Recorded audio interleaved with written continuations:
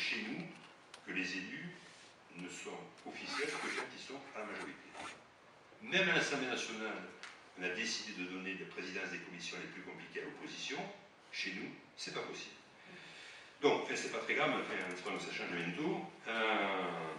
Et là, non plus, pas de personnes qui sont venues. Donc, des gens qui portent nos couleurs, notre nom à distance sur des terrains de foot, sur des terrains de tir, sur des pas de tir ou autre, peu importe, de revenir chez eux et de faire comme si rien ne s'était passé, je trouve qu'au niveau du sport, au niveau de l'esprit fédéré que doit donner une commune, c'est vraiment très très dommage. Et puis un quatrième point, mais celui-là, vous le savez, il est beaucoup plus compliqué, donc c'est pour ça qu'on a créé une commission de concertation qui est en cours, c'est le logement. Parce que le logement, bon, le logement c'est un problème partout en France, donc on n'a pas un problème particulier. Nous, il est doublé par, premièrement, le prix du foncier. Ça, c'est une réalité. Et puis pour nos jeunes et pour les personnes à faibles ressources, bon, on a, je pense, je crois, Patrice en regarde toujours, 700 logements sociaux en retard. Et pourtant, la loi, elle s'applique tous les jours. Vous verrez comment, et comment ça nous coûte, et combien ça peut encore nous coûter. Donc, compte tenu de cette complexité de dossiers, c'est sûr que ce sont des dossiers qui sont traités de manière un peu différente. Voilà. Donc,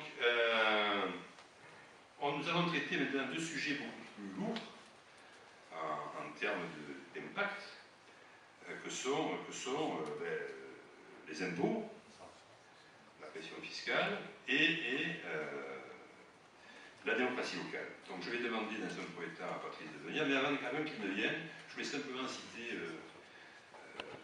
des messages qui reviennent en permanence, qui sont souvent erronés. Bon, les impôts n'ont pas augmenté, c'était d'ailleurs dans le Var Matin du 15 août. Non, les impôts ont augmenté, ou alors, dans ce cas, il n'y a personne qui paie d'impôts. Si c'est le cas, je comprends. Et si vous payez des impôts, les impôts ont augmenté. La l'aide par habitant a diminué pour se situer à moins de 500 euros, non. On est à plus de 500 euros. Les dépenses d'investissement ont progressé pendant que le budget fonctionnel est resté maîtrisé. Alors là, c'est un vaste sujet qu'on va développer. Alors, qu'il n'y ait pas d'équivoque entre nous, nous, c'est la façon dont on va agir jusqu'au terme, et plus tard, j'espère. Tous les chiffres que vous allez voir sont des chiffres que vous retrouvez dans les budgets de la commune depuis 2008, qui sont dans le domaine public. Vous allez à la commune, vous demandez, je vais vérifier ce qu'a dit Feriani sur l'année 2011 concernant la dette ou l'encours concernant la GDSO. Vous y allez, vous l'avez, vous y avez droit.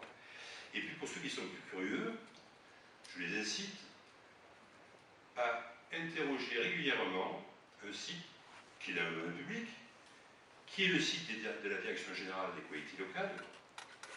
Le nom du site, c'est finance.gouv.fr. Dès qu'on voit ça, déjà, on claque un peu les talons parce qu'on sait que ce sont des chiffres qui sont des chiffres officiels. Et vous les avez tous.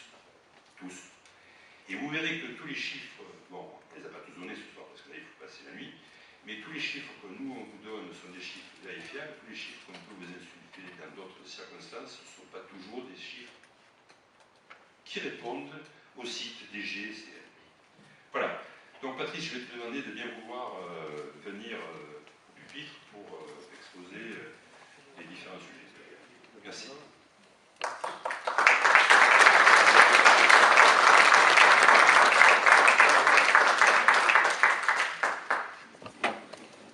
Voilà, donc Gérard, m'ayant présenté, Patrice Feriani, c'est moi. À la lecture des quelques phrases qui ont été projetées sur la diapo précédente, on peut se dire que d'aucuns ont eu quelques rapports ou avec leurs ancêtres ou avec autre chose, avec la profession des arracheurs de dents. C'est-à-dire qu'on nous ment sérieusement et vous allez le voir. Sur le premier point, les impôts n'ont pas augmenté, évidemment. Et bien là, vous verrez que la courbe est plus qu'ascendante et qu'en 2008, de 5,59%, nous sommes passés en 2013 à 21,82%. Donc, de ce point de vue, l'affirmation qui consiste à dire que les impôts n'ont pas augmenté est fausse. Pour la suite, on nous dit « j'ai désendetté la commune ». À propos de désendettement, voyons ce qu'il en était en 2009, c'est-à-dire que la commune a emprunté sur cette année-là quelque chose comme un peu plus d'1 million d'euros pour terminer à la fin de la mandature à 3,5 millions d'euros. Ce qui fait que la dette a augmenté d'1 million d'euros sur la mandature. Donc c'est clair, n'y revenons pas.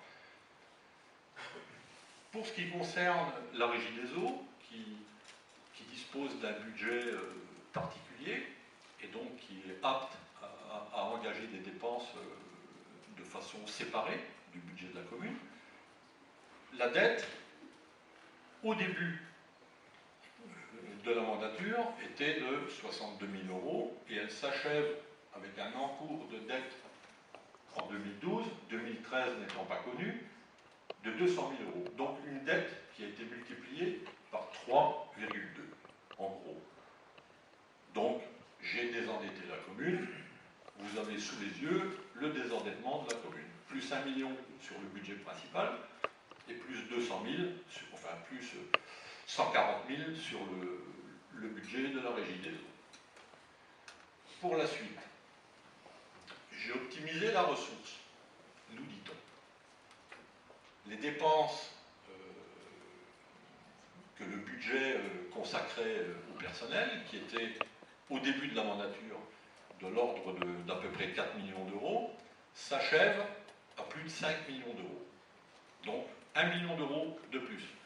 Voilà, ça fait déjà 2, plus quelques centaines de milliers d'euros. C'est pas grave. Le logement social, Gérard en a parlé. L'État, compte tenu de la loi SRU,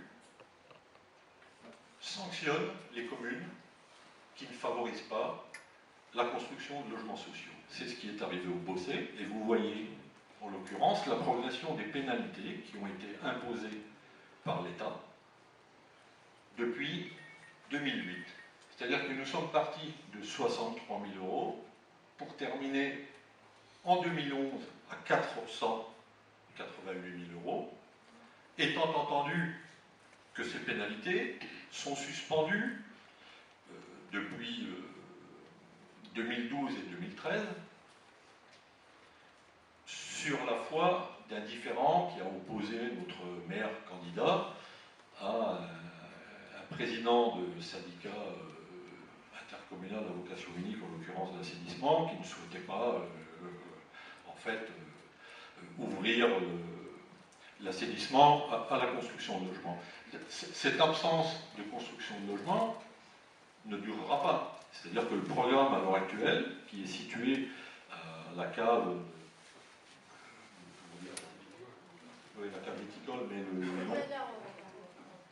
la Roque, voilà.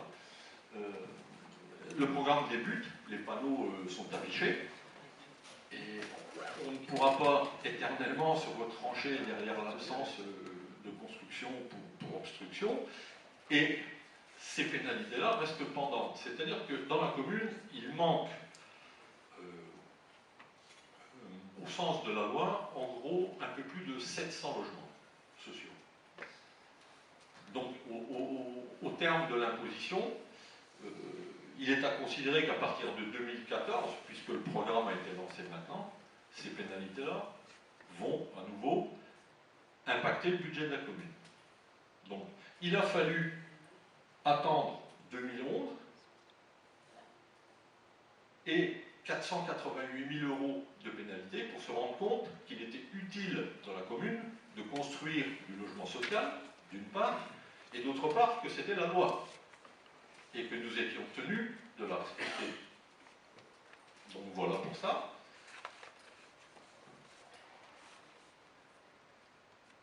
Pour ce qui est de la suite, on nous rebat les oreilles en permanence, médias, relais, qu'il est absolument nécessaire de réduire la dépense publique.